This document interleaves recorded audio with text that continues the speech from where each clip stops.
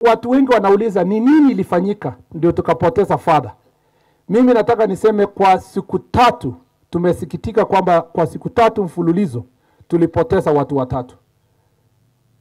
Tulipoteza bwana Simon Gata ambaye alikuwa anasaidiana kujenga barabara, na bwana Boniface Ongote ambaye alikuwa ni fundi, na Father Alois Bet ambaye alikuwa mhubiri.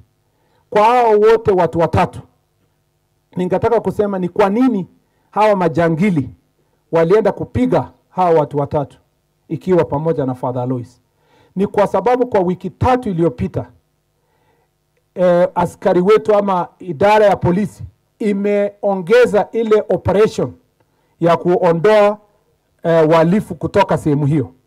Na kwa sababu ya hiyo operation tumeweza kushika watu karibu 4 ambao ni majangili sugu, na wengine 2 wakauawa.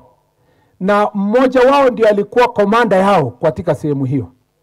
Na kwa sababu ya hasira ya wale wengine alishirikiana nao, wakatoa hiyo hasira ya hiyo operation, wakaenda sasa wanatafuta kila mtu ambaye aswa kama Father Alois amepigwa tu bure kwa sababu amekuwa ni mhubiri wa kuleta amani na ni mtu amekemea mambo ya ujangili ya wizi wa ng'ombe na uaji wa watu.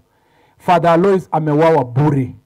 Amewawa na majangili ambao ni adui ya amani katika sehemu za Kerio Valley.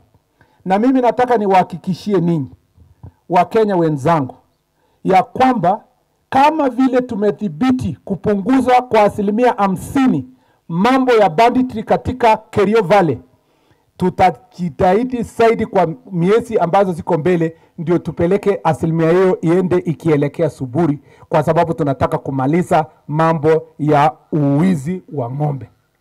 Tunataka kumaliza uwaji ya watu.